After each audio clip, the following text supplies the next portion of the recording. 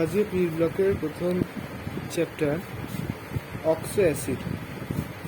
Oxo acid মানে হলো P block এলিমেন্টের এবং অক্সিজেনের এবং হাইড্রোজেনের একটি মিলিত কম্পাউন্ড। অক্সো অ্যাসিড মানে পি ব্লক একটা এলিমেন্ট থাকবে, তার সাথে সাথে অক্সিজেন থাকবে আর তার সাথে সাথে হাইড্রোজেন থাকবে। এবারে অক্সো অ্যাসিডের 3-4 প্রকার হয়: ইক অ্যাসিড, ওয়াস অ্যাসিড, হাইপো ওয়াস অ্যাসিড আর পার ইক অ্যাসিড। গ্রুপ 13-এ আমরা জানি ম্যাক্সিমাম অক্সিডেশন স্টেট কত, +3। তো এই যে ম্যাক্সিমাম অক্সিডেশন স্টেটওয়ালা যে অ্যাসিডগুলো রয়েছে তাকে আমরা বলবো ইক অ্যাসিড। গ্রুপ 14-এ ম্যাক্সিমাম অক্সিডেশন স্টেট কত, 4, +4। তো +4ওয়ালা অ্যাসিডদেরকে আমরা বলবো ইক অ্যাসিড, গ্রুপ 14-এর ইক অ্যাসিড। গ্রুপ 15-এ ম্যাক্সিমাম অক্সিডেশন স্টেট +5, সেটাকে আমরা বলবো ইক অ্যাসিড। তারপরে আসতে হলো +3, সেটাকে বলবো আমরা ওয়াস অ্যাসিড। আর সব থেকে কম অক্সিডেশন স্টেটের অ্যাসিড হচ্ছে +1 অক্সিডেশন স্টেটের অ্যাসিড, মানে হাইপো ওয়াস অ্যাসিড। 16তেও আছে ইক আর ওয়াস, 6 আর 4-এ। গ্রুপ 17-তে +7 ওয়ালা অ্যাসিডদেরকে আমরা বলবো পার ইক অ্যাসিড। গ্রুপ 17-র +5কে বলবো ইক অ্যাসিড, +3কে বলবো হাইপো ওয়াস অ্যাসিড, +3কে বলবো ওয়াস অ্যাসিড, আর +1কে বলবো হাইপো ওয়াস অ্যাসিড। সব থেকে কমকে হাইপো ওয়াস বলি আমরা। ওকে,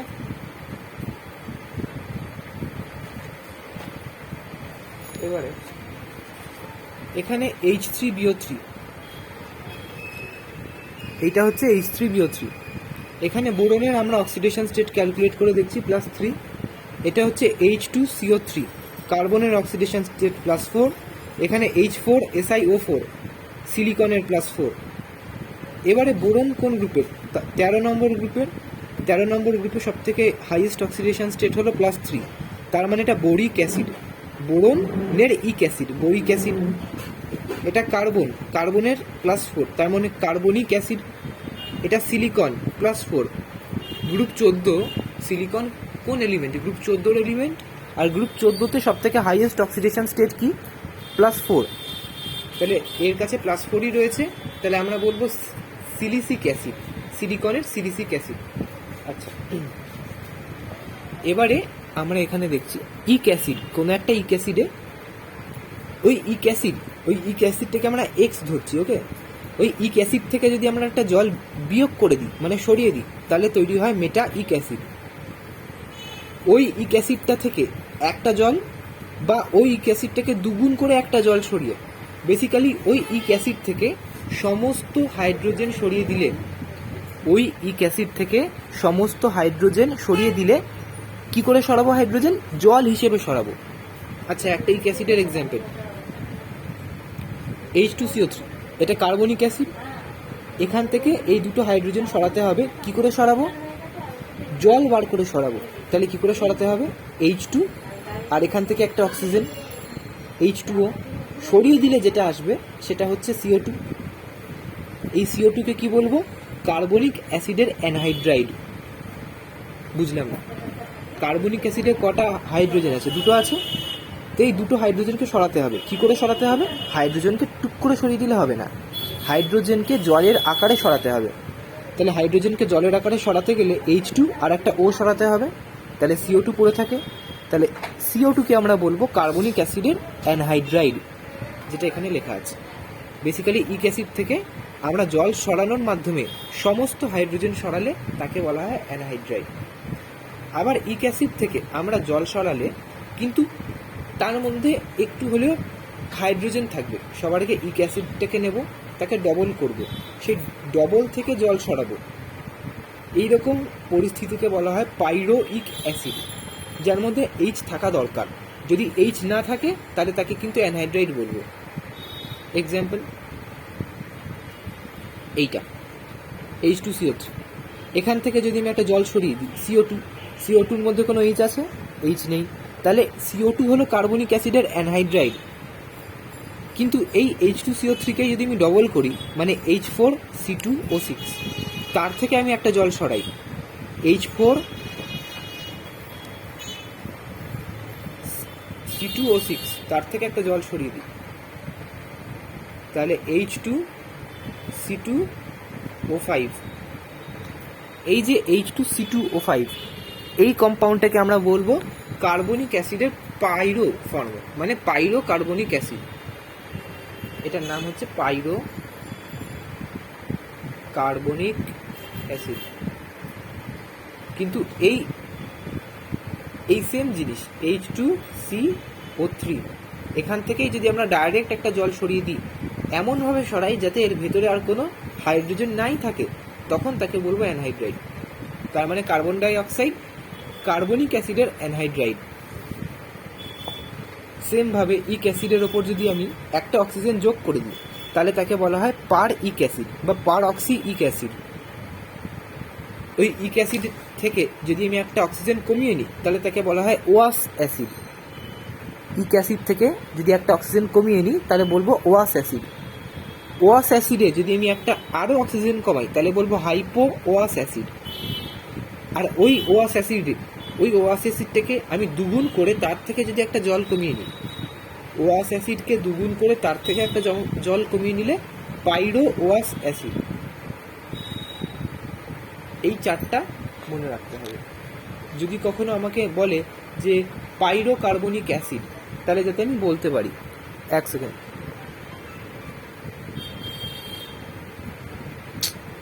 একটা ফোন ধরা যায় না।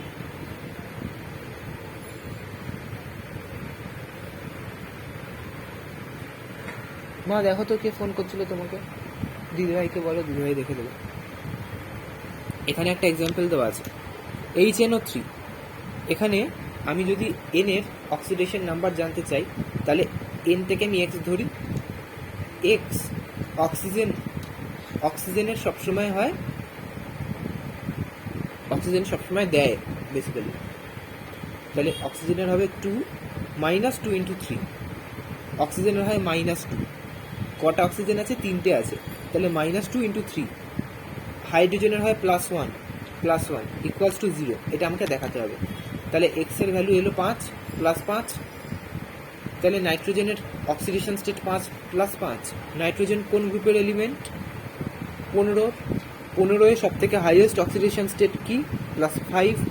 তাহলে নাইট্রোজেনের কাছে +5 আছে, তার মানে এটা নাইট্রিক অ্যাসিড।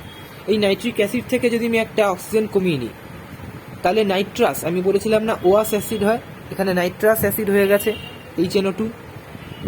HNO2 থেকেও যদি আমি একটা অক্সিজেন কমিয়ে নিই, তাহলে H2N2O2 কি করে হচ্ছে? HNO2 থেকে একটা অক্সিজেন কমালে HNO হয়, তো তার ডাইমার।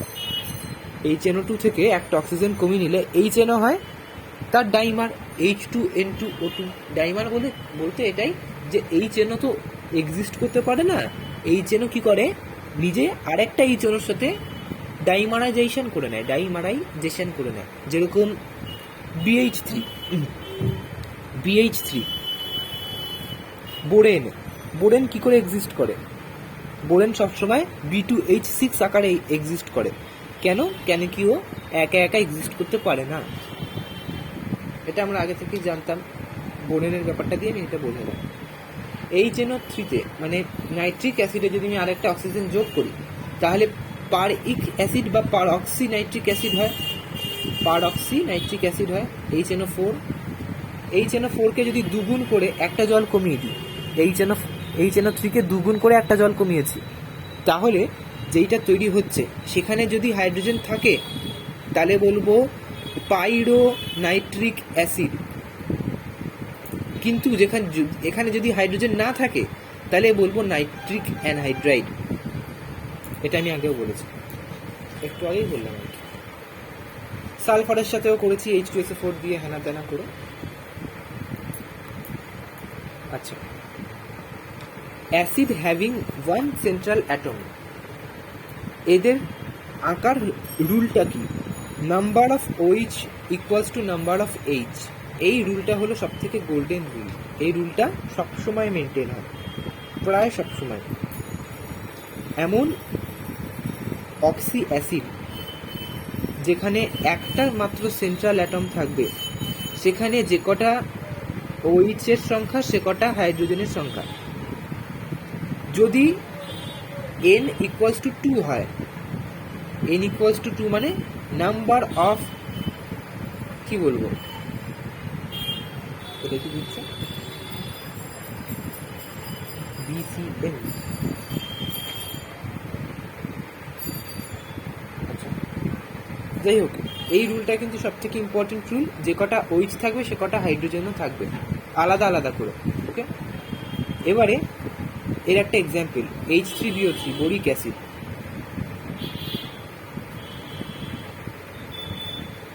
কটা এইচ আছে? 3টে। তাহলে কটা OH বানাতে হবে? 3টে। হয়ে গেল। এখানে কটা এইচ আছে? 2টো। তাহলে কটা OH বানাতে হবে? 2টো।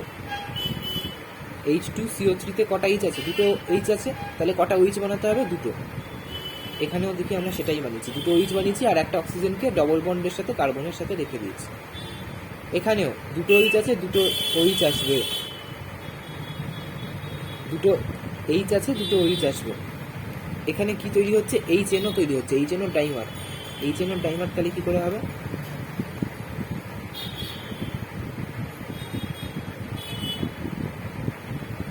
এরকম হবে, এটা হলো HNO। H2SO3 কটা এইচ আছে? 2টো আছে। তাহলে 2টো OH হয়ে গেল, সবার আগে OH আর একটা অক্সিজেন পড়ে থাকলো, এসের সাথে ডবল বন্ড দিয়ে দিলাম। এরকম করে করতে হবে। কিন্তু এই সূত্রটা কার জন্য প্রযোজ্য? যেখানে মাত্র একটা সেন্ট্রাল অ্যাটম থাকবে।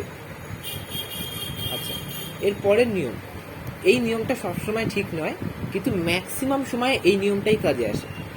এর মানে কি বলছে? থিওরিটিক্যাল অক্সিডেশন স্টেট যদি ম্যাক্সিমাম অক্সিডেশন স্টেটের চেয়ে কম হয়, এটা হলো কমের সাইন। থিওরিটিক্যাল অক্সিডেশন স্টেট যদি ম্যাক্সিমাম অক্সিডেশন স্টেটের থেকে কম হয়, তাহলে XOX বন্ড থাকবে। যদি থিওরিটিক্যাল ম্যাক্সিমামের চেয়ে কম হয়, আচ্ছা সরি ভুল বললাম, যদি থিওরিটিক্যাল ম্যাক্সিমামের চেয়ে কম হয়, সরি হ্যাঁ কম হয়, তাহলে XX বন্ড থাকবে। যদি থিওরিটিক্যাল ম্যাক্সিমাম সমান হয়, তাহলে XOX থাকবে। যদি theoretical oxidation state maximum oxidation স্টেটের চেয়ে বেশি হয়, তাহলে XOOX। আচ্ছা, এবার থিওরিটিক্যাল আর ম্যাক্সিমাম অক্সিডেশন স্টেটের মানে কি? H2CO3 তে দেখি। H2CO3 তে থিওরিটিক্যাল মানে যেটাকে আমরা মাপবো, X-6, কেন কি 3টে অক্সিজেন আছে, +2 ইকুয়ালস টু 4 ইকুয়ালস টু 0 দেখাই, X ইকুয়ালস টু 4। তাহলে এর থিওরিটিক্যাল অক্সিডেশন স্টেট কত বেরোলো? থিওরিটিক্যাল +4 বেরোলো। এই গ্রুপ 14 ম্যাক্সিমাম অক্সিডেশন স্টেট কত? +4। তাহলে থিওরিটিক্যাল ইকুয়ালস টু ম্যাক্সিমাম হয়ে গেল। তাহলে নিশ্চয়ই কার্বন, অক্সিজেন, কার্বন, এই একটা বন্ড, অ্যাটলিস্ট একটা বন্ড প্রেজেন্ট আছে। বোঝা গেল? S2O7 2 এটাকে আমি আঁকার চেষ্টা করি। আচ্ছা, সবার আগে আমি এখানে দেখি এর মানে কি। X, আমি সালফারটা কি পি ব্লক এলিমেন্ট, সালফারটা এখানে সেন্ট্রাল অ্যাটম। কেন কি সালফারের সংখ্যা কম এবং সালফারের তড়িৎ ঋণাত্মকতা, যদিও তড়িৎ ঋণাত্মকতা সালফারের কম কিন্তু অক্সিজেনের চেয়ে, তাও সালফারের সংখ্যা কমের জন্য সালফার হচ্ছে আমাদের সেন্ট্রাল অ্যাটম। তাহলে X 2X, কেন কি 2টো সালফার আছে, -14 হতো, কিন্তু যেহেতু 2 রয়েছে, তাহলে আমাকে ইকুয়ালস টু এদিকে -2 দিতে হবে। 2X -14 7 অক্সিজেনের জন্য, আর এই দিকে আমাকে 2 দিতে হবে, মানে -2 দিতে হবে। 2X তাহলে হলো 12, X হচ্ছে +6। এবারে আমাকে বলো, মানে বল আর কি, যে সালফার কোন গ্রুপে? 16 গ্রুপের সালফার 16। সালফারের গ্রুপে কি +6 আসাটা মানায়? হ্যাঁ মানায়। সালফারের গ্রুপে +6 আসাটা মানায়। সালফারের গ্রুপের ম্যাক্সিমাম অক্সিডেশন স্টেট +6, তার মানে নিশ্চয়ই এখানে একটা SOS বন্ড আছে। সবার আগে SOS আঁকলাম। সালফারের কটা হাত হয়? 6টা হাত হয়। কার্বনের যেরকম 4টে, সালফারের 6টা।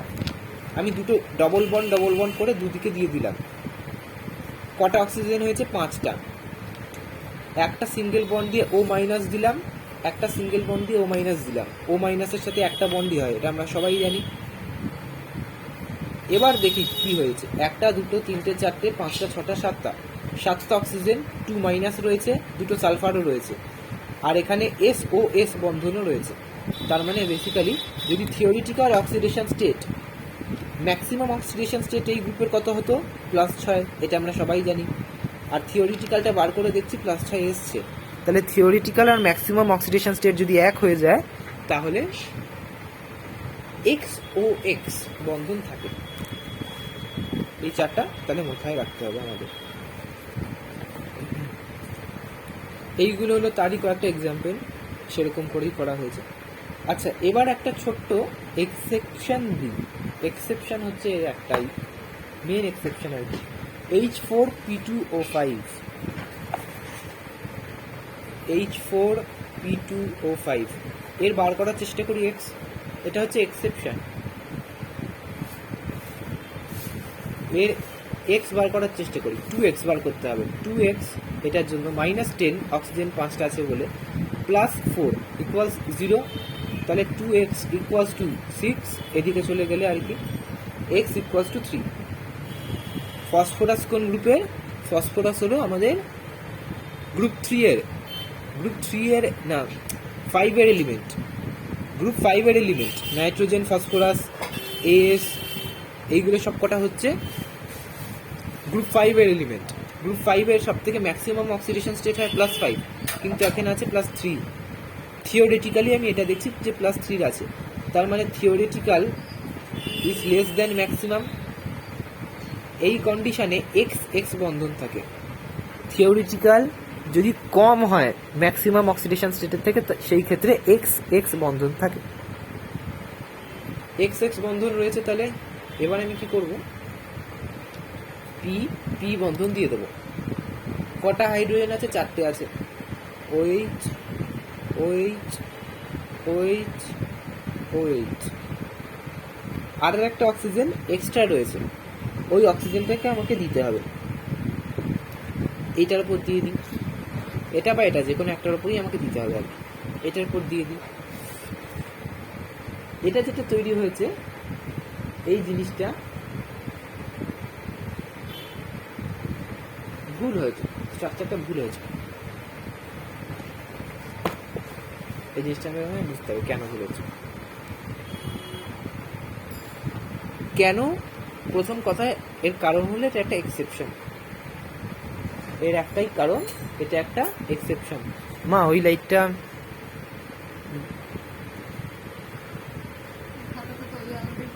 ওই আলোটা দাও, এক কাজ করো বুঝলেন।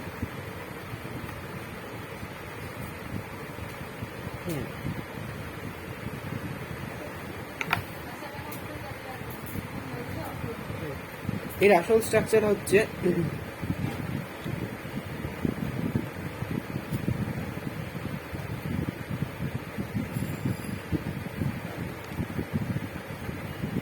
এর আসল স্ট্রাকচারে একটা POP বন্ড আছে। POP, এদিকে OH, এদিকে OH, এদিকে ওপরেও, এদিকে ওপরেও, আর এই দুটো জায়গায় H আর H। এইটা হচ্ছে একটা নোটেবল এক্সেপশন। এইগুলো ছাড়া বা এইটা ছাড়া ম্যাক্সিমাম সব কটাতেই এই একই ফর্মুলাই লাগে। ম্যাক্সিমাম অক্সিডেশন স্টেট যদি বেশি হয়, কম হয়, ইকুয়াল হয়, এই একই ফর্মুলা। ঠিক আছে, এবারে আমরা দেখি কয়েকটা জিনিস। আচ্ছা, মেটাইক acid.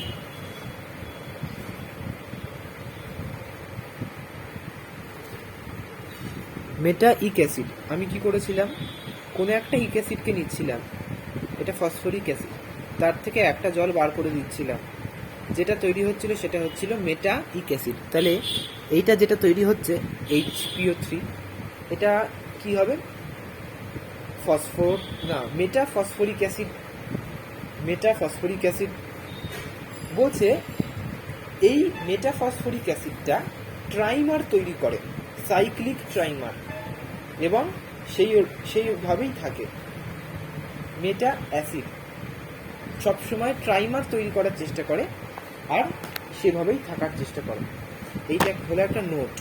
মেটাইক acids try to form trimers. এর স্ট্রাকচারটা এখানে আমি এঁকেছি অলরেডি, তাই আমি আর আঁকলাম না। এই যে ফসফরাসের সাথে OH, তার সাথে ও আবার ফসফরাসের সাথে ও আর OH, আবার ও ফসফরাসের সাথে ও আর OH, আবার ও দিয়ে ফসফরাস।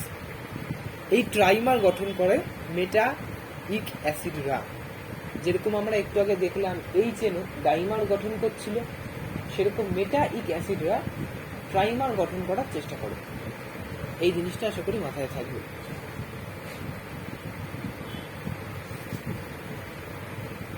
আচ্ছা, এবার আমরা আসছি পলিথায়োনিক অ্যাসিডে।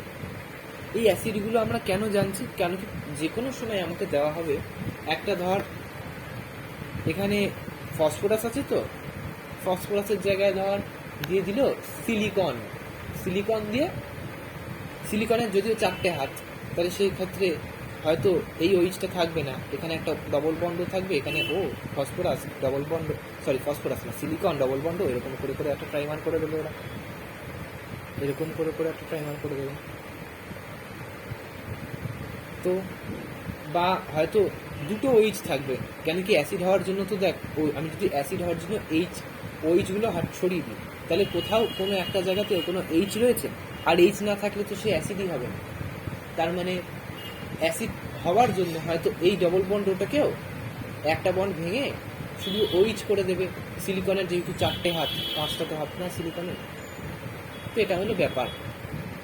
এটা আমাকে বলবে যে metasilicic acid exists as trimer, dimer, free state, হ্যানা ত্যানা, তখন আমি ফেসে যাব। এটার জন্য এটাই মানে বোঝার এইটাই কারণ। আচ্ছা, এবার আসছে হলো পলিথায়োনিক অ্যাসিড। থায়োনিক বা থায়োনাইল ওই শব্দটার মানেই হলো সালফার। পলিথায়োনিক অ্যাসিডের স্ট্রাকচার হয় এটা, সালফারের সাথে দুটো দিয়ে অক্সিজেন, আবার দুটো দিয়ে অক্সিজেন, একটা OH, একটার সাথে একটা সালফার, আর একটা SN মানে কি N সংখ্যক সালফার, এখানে জোড়া রয়েছে N সংখ্যক সালফার, তারপর আবার সালফার, ডবল বন্ড ও OH। এবারে N এর মান 0, 1, 2, 3 যে কিছু হতে পারে। ডাইথায়োনিক অ্যাসিড দেখি, N এর মান 0, দুটো S থাকছে, তাহলে যদি N এর মান 0 হয় তাহলে এই এসটা আর এই এসটাই তো বন্ড করে যাচ্ছে, তাহলে ডাইথায়োনিক অ্যাসিড মানে দুটো S ওয়ালা। ট্রাইথায়োনিক অ্যাসিড মানে S একটা রয়েছে, N এর জায়গায় একটা S রয়েছে। টেট্রাথায়োনিক অ্যাসিড মানে দুটো সালফার রয়েছে এই মাঝখানে, এই যে দুটো সালফার। তো এটা হলো ব্যাপার। আর একটা কথা, কোনো একটা অক্সি অ্যাসিডে যদি আমি একটা অক্সিজেনকে একটা সালফার দিয়ে রিপ্লেস করে দিই, তাহলে আমি তাকে বলবো থায়ো অ্যাসিড। H2SO4 যদি আমি একটা অক্সিজেনকে একটা সালফার দিয়ে রিপ্লেস করে দিই, মানে H2S2O3, তাহলে তাকে বলবো থায়ো সালফিউরিক অ্যাসিড। কেন কি একটা অক্সিজেনকে একটা সালফার দিয়ে আমি রিপ্লেস করে দিয়েছি। প্রশ্ন আসবে থায়োসালফিউরিক অ্যাসিডের অমুক কি, থায়োসালফিউরিক অ্যাসিডের স্ট্রাকচার কি, থায়োসালফিউরিক অ্যাসিডে কটা OH বন্ড আছে, তখনই লোকেরা ভয় পেয়ে যাবে। কেন কি যখন শুনবে থায়োসালফিউরিক অ্যাসিড, ওরা ভাববে যে কি না কি, ওরা বুঝবেই না যে সালফিউরিক অ্যাসিডের একটা অক্সিজেনকে একটা সালফার দিয়ে জাস্ট এক্সচেঞ্জ করা হয়েছে। থায়ো শব্দটা আসে কখন, যখন একটা অক্সিজেনকে একটা সালফার দিয়ে আমি চেঞ্জ করব। তাহলে সালফিউরিক অ্যাসিড, থায়োসালফিউরিক অ্যাসিড মানে সালফিউরিক অ্যাসিডের একটা অক্সিজেনকে থায়ো করে দিয়েছি, মানে SNH, তাহলে সেটাই থায়োসালফিউরিক অ্যাসিড। আচ্ছা, এবার কয়েকটা অ্যানায়নিক অ্যাসিড দেখি। HClO4 পার ক্লোরিক অ্যাসিড। পার কেন কি যখনই আমি এই ক্লোরিনের মাথার উপর কত অক্সিডেশন স্টেট রয়েছে সেটা জানতে চাইবো, আমি দেখবো +7। আর আমি বলেছিলাম অনেক আগে, মানে একটু আগেই বললাম আর কি, যে গ্রুপ 17 যদি কেউ +7 থাকে তাহলে আমি তাকে বলবো পার ইক অ্যাসিড। তাহলে আমি তাকে কি বলবো? পার ইক অ্যাসিড। এখানে গ্রুপ 17 ক্লোরিন আছে, তার মাথার উপর +7 রয়েছে, তাহলে আমি বলবো পার ক্লোরিক অ্যাসিড। সেখান থেকে যদি আমি H+ সরিয়ে দিই, তাহলে যেই আয়নটা তৈরি হচ্ছে তাকে আমরা বলবো পার ক্লোরেট আয়ন। যে আয়নটা তৈরি হচ্ছে তাকে আমরা বলবো পারক্লোরেট আয়ন। এটা কি? থায়োসালফিউরিক অ্যাসিড, একটু আগেই আমরা দেখলাম। সেখান থেকে যদি একটা H+ সরিয়ে দিই তাহলে থায়োসালফেট আয়ন। এটা কি? এটা হচ্ছে টেট্রাথায়ো, দেখাচ্ছি আমি। পলিথাইনিক অ্যাসিড আমরা পড়েছি। পলিথাইনিক অ্যাসিডে কি হতো? মাঝখানে একটা SN থাকতো, এনখানা সংখ্যক S থাকতো। এইটা যদি আমি দেখি, এখানে কটা সালফার আছে? 4টে। তার মানে এটা একটা পলিথায়োনিক অ্যাসিড। 4টে S থাকা মানে টেট্রাথায়োনিক অ্যাসিড। তাহলে টেট্রাথায়োনিক অ্যাসিড থেকে যদি আমি একটা H+ উড়িয়ে দিই তাহলে টেট্রাথায়োনেট আয়ন। সেম ভাবে Na3PO4, এখান থেকে যদি আমি Na গুলো নিয়ে নিই, এই Na+ গুলো আমি যদি সরিয়ে দিই তাহলে P4O- আসে, তাকে আমরা বলবো ফসফেট আয়ন। এই জিনিসগুলো কিন্তু একটু একটু করে জানতে হবে। আচ্ছা, এবার আসছি হলো অ্যানহাইড্রাইডে। HNO3 nitric acid. নাইট্রিক অ্যাসিডকে ডবল করে তার থেকে জল বিয়োগ করে দিলাম, যেটা এলো তার কাছে যদি হাইড্রোজেন থাকে তাহলে আমি তাকে বলবো পাইরোনাইট্রিক অ্যাসিড। এখানে হাইড্রোজেন নেই, তাহলে আমি বলবো নাইট্রিক অ্যাসিডের অ্যানহাইড্রাইড বা নাইট্রিক অ্যানহাইড্রাইড। HNO2 এর নাম কি ছিল? HNO2 নাম কি ছিল? HNO2 নাম ছিল নাইট্রাস অ্যাসিড। তাহলে নাইট্রাস অ্যাসিড এর অ্যানহাইড্রাইড, তাহলে নাইট্রাস অ্যানহাইড্রাইড N2O3 এর নাম তাহলে কি হলো? Nitrous anhydride. কেন?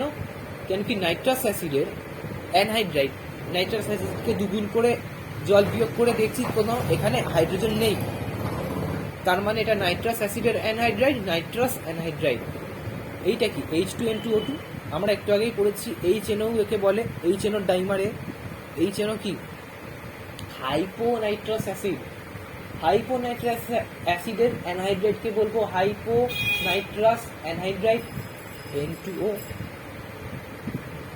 এবারে আমরা চলিত ভাষায় একে অন্য কিছুও বলতে পারি, কিন্তু যদি আমাকে কখনো মানে কোশ্চেন পেপারে স্পেসিফিক করা থাকে হাইপোনাইট্রাস অ্যানহাইড্রাইড এই নামেও কিন্তু ডাকতে পারে, বলে ফাইন্ড হাইপোনাইট্রাস অ্যানহাইড্রাইড, তখন আমাকে পিক করতে হবে N2O তে।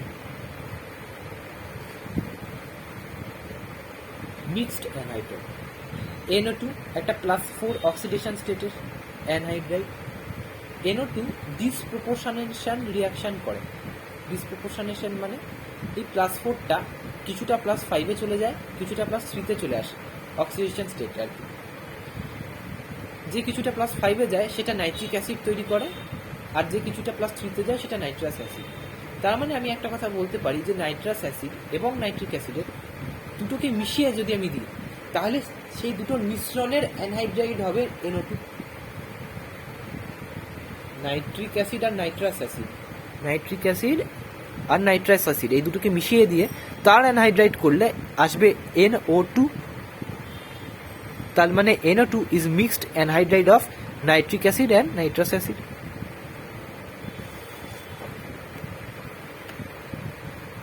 আচ্ছা, এবার অক্সাইডস।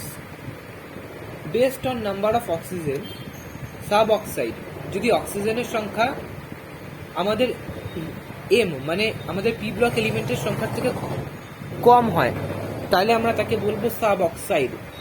যদি অক্সিজেনের সংখ্যা P ব্লক এলিমেন্টের সংখ্যার থেকে একটা কম্পাউন্ডে কম হয় তাহলে সাব অক্সাইড বলবো। C3O2, সিটা কি? P ব্লক এলিমেন্ট, ওটা হচ্ছে অক্সাইড। আচ্ছা, ওটাও P ব্লক এলিমেন্ট, কিন্তু এখানে কার্বনের অক্সাইড আমরা বলবো না অবশ্যই। এখানে তো আমরা অক্সিজেনের কার্বাইড বলি না, আমরা বলবো কার্বনের অক্সাইড। তাহলে কার্বনের অক্সাইড, তাহলে কার্বনের সাব অক্সাইড। আচ্ছা, কার্বন সাব অক্সাইড। তারপর আসছে হলো সেস্কি অক্সাইড। সেস্কি অক্সাইড মানে যে P ব্লক এলিমেন্ট এবং অক্সিজেনের রেশিও 2:3 হয় তাকে আমরা বলবো সেস্কি অক্সাইড। যেরকম Fe2O3, Cr2O3। Fe2O3-তে দুটো Fe আছে, 3টে O আছে, তাহলে 2:3 দাঁড়াচ্ছে M:2O। তার মানে Fe2O3 is sesqui oxide of ferrous বা ফেরিক সেস্কি অক্সাইড। আমরা বলতে পারি। আচ্ছা, এই যে C12O9 এটা কি বলতো? C12O9 এ কার্বনের সংখ্যা বেশি অক্সিজেনের থেকে, তাহলে N গ্রেটার দেন ও, N গ্রেটার দেন ওতে হয় সাব অক্সাইড, তাহলে এটা হচ্ছে কার্বন সাব অক্সাইড। এগেন এটা একটা কার্বন সাব অক্সাইড, আর এটা এরকম ভাবে এক্সিস্ট করে সেটা দেখানো হয়েছে জাস্ট, আর কিছুই না। বেসড অন চার্জ অন ও, অক্সিজেনের উপর কত চার্জ আছে তার উপর বেস করেও আমরা অক্সাইডের ধরন পার্থক্য করতে পারি। অক্সাইড, সাধারণ oxide O2 minus, per oxide O2 minus, O2 minus মানে ও ও মাইনাস মাইনাস, এটাকে বলবো O2 মাইনাস, দুটো অক্সিজেনও আছে আর দুটো মাইনাসও আছে। আর O2 মাইনাস মানে কি, ও একা ও, তার উপর 2 মাইনাস।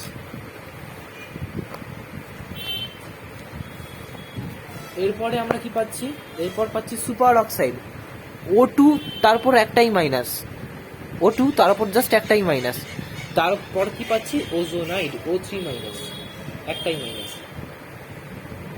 N2O5 এটা একটা অক্সাইড, N2O5 একটা অক্সাইড, তার স্ট্রাকচারটা আমাদের মাঝে মাঝে জিজ্ঞাসা করে।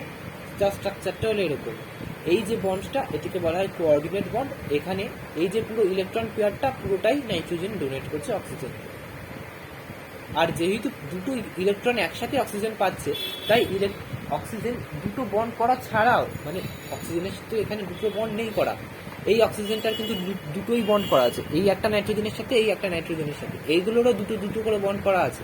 কিন্তু এই অক্সিজেনটার দুটো বন্ড করা নেই, তাও যেহেতু নাইট্রোজেন থেকে এক জোড়া ইলেকট্রন, মানে দুটো ইলেকট্রন নাইট্রোজেন একাই একে ডোনেট করে দিচ্ছে, তাই জন্য অক্সিজেনটা স্টেবল, অক্সিজেনটায় কোনো সমস্যা হচ্ছে না। P4 কে মনে হয় বলা হয় রেড ফসফরাস, তার স্ট্রাকচার এটা। P4O6 তার স্ট্রাকচার এটা। P4O10 তার স্ট্রাকচার এটা। এই স্ট্রাকচারগুলো আমাদেরকে মাথায় রাখতে হবে। আচ্ছা, P4O7 এর স্ট্রাকচার এটা, P4S3 স্ট্রাকচার এটা।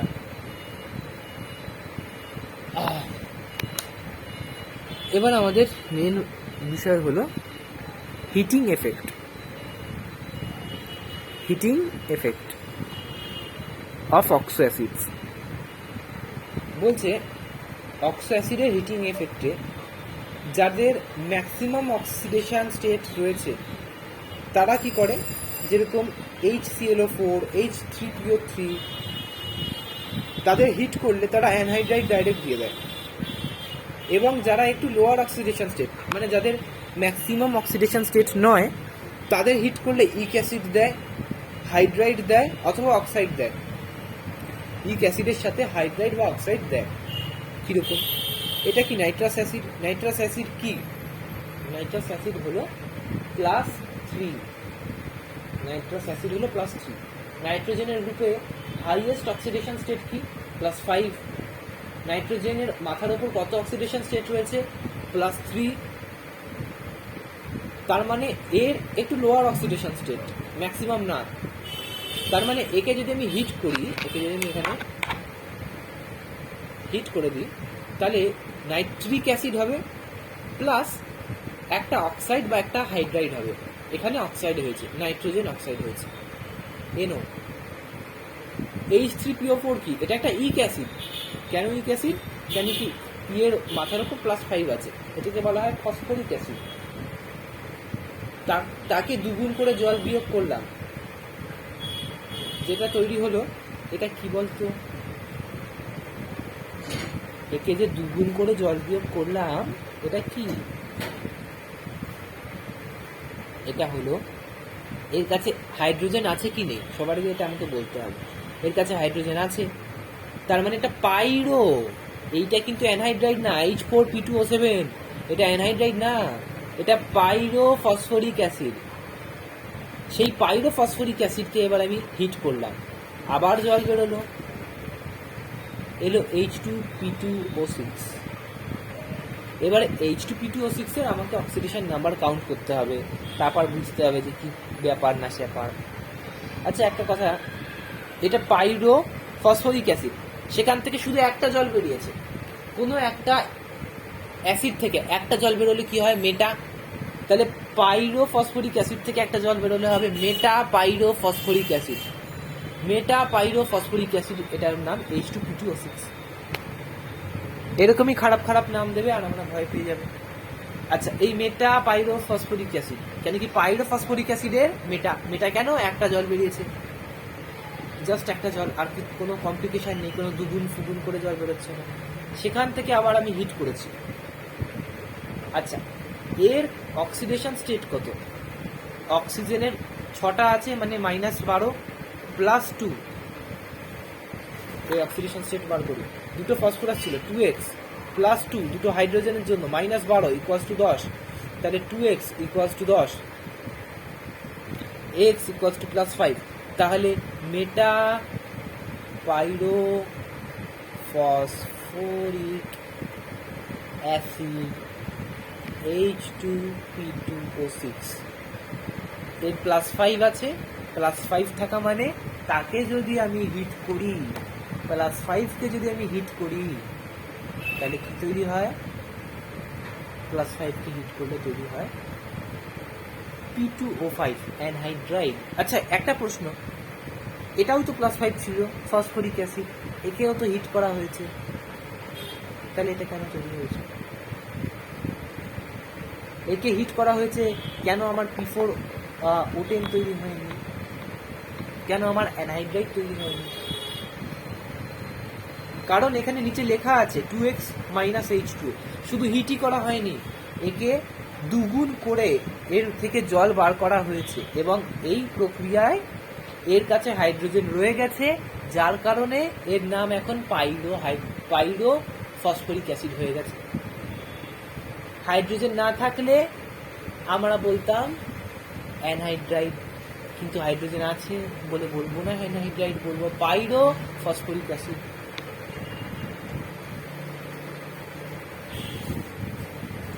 এখানে হাওয়া দিচ্ছে, অনেক ভালো। ক্যামেরার ফোকাসটা খুব খারাপ। ও, এবার আমরা এক কাজ করি, ক্যালসিয়াম অক্সাইডকে একটু হাইড্রোলাইজ করে দিই H2O দিয়ে। দেখলাম CaOH2 তৈরি হয়ে যাচ্ছে, মানে অক্সাইডকে O2- কে হাইড্রোলাইজ করলে OH তৈরি হয়, OH। ওকে, CaOH2 না, OH হল টুয়াইস। পাওয়ার অক্সাইডকে মানে O2- কে হাইড্রোলাইজ করলে দেখছি, পাওয়ার অক্সাইডকে হাইড্রোলাইজ করলে মনে রাখতে হবে আমাদের সবসময়ের জন্যই একটা পাওয়ার অক্সাইড তৈরি হবে। একটা পাওয়ার অক্সাইডকে হাইড্রোলাইজ করলে একটা পাওয়ার অক্সাইডই তৈরি হবে, মানে এটা একটা পাওয়ার অক্সাইড ছিল Na2O2, তাকে হাইড্রোলাইজ করলাম, H2O2 তৈরি হলো, হাইড্রোজেন পাওয়ার অক্সাইড। তার মানে এই যে একটা জিনিস বলছি না, এটা একটু পরেই কাজে আসবে, এই জিনিসটা একটু পরেই কাজে আসবে। একটা প্রশ্ন আছে যে পাওয়ার অক্সাইড থেকে পাওয়ার অক্সাইড তৈরি হয় হাইড্রোলাইজ করলে, ঠিক আছে? পাওয়ার অক্সাইডকে হাইড্রোলাইজ করলে পাওয়ার অক্সাইডই তৈরি হয়, মানে একটা পাওয়ার অক্সাইড তো তৈরি হবেই, তার সাথে সাথে যা তৈরি হওয়ার হয়ে যাবে। NaOH হয়েছে এখানে, ব্যাস, ভালো কথা। এবারে super oxide RbO2, super oxide মানে O2-, এরকম ক্ষেত্রে একে হাইড্রোলাইজ করলে অক্সিজেন বেরোয়, জল না, অক্সিজেন বেরোয়, পাওয়ার অক্সাইডও বেরোয়, আর আমার RbOH বেরোয়। ওকে,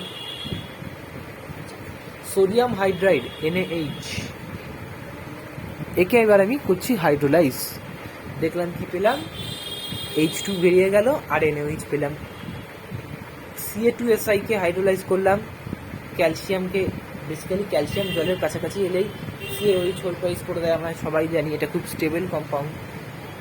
Ca3B2, আবার ক্যালসিয়ামের কাছে জল এসছে, তাহলে আবার CaOH হোল টুয়াইস করবে, আর B2 রয়েছে। একটা কথা মাথায় রাখতে হবে, বোরনের সাথে যদি কখনো হাইড্রোজেনের সংস্পর্শ আসে, বোরন সবসময় চেষ্টা করে ডাইবোরেন তৈরি করার। ডাইবোরেন মানে B2H6। এখানে হাইড্রোজেনের সংস্পর্শ একটু পেয়েছে কি পাইনি, 2BH3 তৈরি করে দিয়েছে। 2BH3 মানে B2H6, মানে ডাইবোরেন হয়ে গেল তৈরি। এবারও ডাইমার হয়ে মাস্ট থাকবে, খুব খুশি হবে।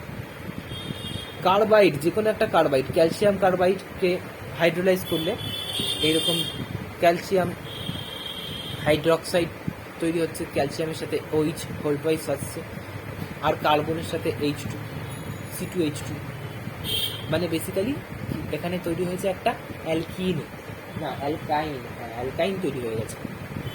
ক্যালসিয়াম কার্বাইডকে হাইড্রোলাইজ করলে অ্যালকাইন তৈরি হচ্ছে এবং তার সাথে CA মানে ক্যালসিয়াম হাইড্রোক্সাইড তৈরি হচ্ছে। অ্যালুমিনিয়াম কার্বাইডকে হাইড্রোলাইজ করে দেখছি মিথেন তৈরি হচ্ছে এবং তার সাথে সাথে অ্যালুমিনিয়াম হাইড্রোক্সাইড তৈরি হচ্ছে। মানে বেসিক্যালি হাইড্রোলাইজ করলে একটা হাইড্রোক্সাইড তো তৈরি করতেই হবে, সেই হাইড্রোক্সাইডগুলো দেখ সব কটাতেই তৈরি হচ্ছে, তার সাথে যা পড়ে থাকছে না সেটা চুপচাপ নিজের মতো নিজে চলে আসছে। ম্যাগনেসিয়াম কার্বাইডকে হাইড্রোলাইজ করলে ম্যাগনেসিয়াম হাইড্রোক্সাইড আসছে, তার সাথে সাথে যা পড়ে থাকছে অ্যালকিন, C2H4 কে আমরা বলি অ্যালকিন। অ্যালকিন কীরকম? ইথিলিন মনে হয়, ইথিলিন বলি, ইথিলিন চলে আসছে ইথিলিনের মতো। সেমভাবে আমরা হাইড্রোলাইজ করছি বাকিদেরকেও। লিথিয়াম নাইট্রাইড, আচ্ছা এবার নাইট্রাইড, এবার কিন্তু আমি আর কার্বাইডে নেই, নাইট্রাইড। নাইট্রাইডকে হাইড্রোলাইজ করলে NH3 আসছেই দেখছি, নাইট্রাইডকে হাইড্রোলাইজ করছি NH3 আসছে, লিথিয়াম নাইট্রাইডকে NH3 আসছে, আর LiOH মানে হাইড্রোক্সাইড, হাইড্রোলাইজ করলে hydroxide LiOH, CaOH whole twice, MgOH whole twice, এই হাইড্রোক্সাইডগুলো তো মাস্ট। তার সাথে সাথে আসছে, এখানে আসছে হলো NH3 নাইট্রাইডের ক্ষেত্রে। ম্যাগনেসিয়াম নাইট্রাইডকে হাইড্রোলাইজ করছি, আবার NH3 এর সাথে ম্যাগনেসিয়াম হাইড্রোক্সাইড আসছে। Ca3P2 কে হাইড্রোলাইজ করছি, PH3 আসছে। Ca3P2 সাথে CaC2 কে যোগ করে দিচ্ছি, অ্যালকাইন আসছে এবং PH3 আসছে। এই রিয়াকশানগুলো আমার খাতায় করা আছে, পরপর এগুলো করতে হবে।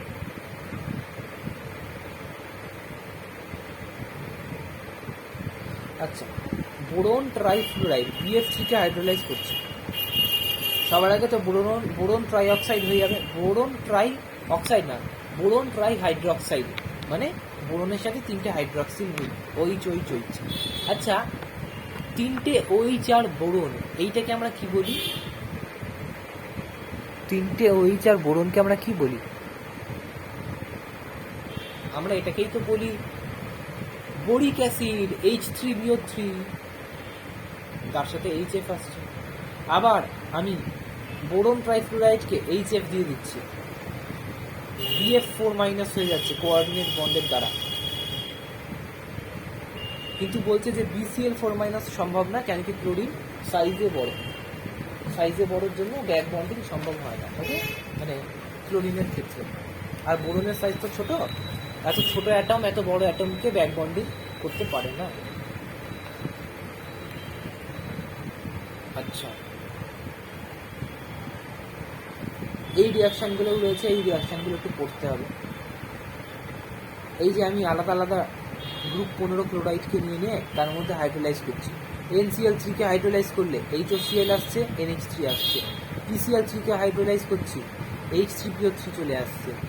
ASCl3 কে হাইড্রোলাইজ করছি, SOH থ্রাইস চলে আসছে। তো এই রিয়াকশানগুলো আমাদেরকে একটু করে দেখতে হবে। আচ্ছা, গ্রুপ 16 গুলোকেও হাইড্রোলাইজ করেছি, SCl4 কে হাইড্রোলাইজ করেছি, দেখছি H2SO3 আসছে। SF6 কে হাইড্রোলাইজ করে কোনো রিয়াকশান আসছে না, কেন? প্রথম কথা, সালফার খুব আনস্টেবল নয়। দ্বিতীয় কথা, হাইড্রোলাইজ করার সময় আমি ফ্লুরিনকে সরাতে চাই তো, আর OH-কে আনতে চাই। ফ্লুরিন তো নিজেই অনেক তড়িৎ ঋণাত্মক, অক্সিজেন এসে ওকে সরাবে কি করে? সহজে পারবে না সরাতে, তাই নো রিয়াকশান। কিন্তু TeF6-এ টেলুরিয়ামে আমি দেখছি, যেহেতু টেলুরিয়াম একটু নিচের দিকের এলিমেন্ট, ওখানে ইনার্ট পেয়ার এফেক্ট ভালো কাজ করে, টেলুরিয়াম খুব একটা স্টেবল হচ্ছে না F6-এর সাথে, তাই টেলুরিয়ামের ক্ষেত্রে হাইড্রোলাইজ করার সময় OH-টা চলে আসছে। ঠিক আছে? আচ্ছা, আরেকটা কথা, যে কোনো জেননের ফ্লুরাইড, জেননের অক্সোফ্লুরাইড, এগুলো নিয়ে প্রচুর কথা হয়। জেনন হেক্সাফ্লুরাইড HCF6, একে হাইড্রোলাইজ করলে আসছে হলো HCOF4, তাকে হাইড্রোলাইজ করলে আসছে হলো HCO2OF2, তাকে হাইড্রোলাইজ করলে আসছে সবার শেষে HCO3। আর HCO3 কে আমরা বলবো যে কোনো জেননের, ফ্লুরাইডের, ক্লোরাইডের, যা ইচ্ছে হোক, HCO3 কে আমরা বলবো কমপ্লিট হাইড্রোলাইসিস। কমপ্লিট হাইড্রোলাইসিসের পরে সবসময় HCO3 তৈরি হয়, HCO3 তৈরি হয়। ওকে,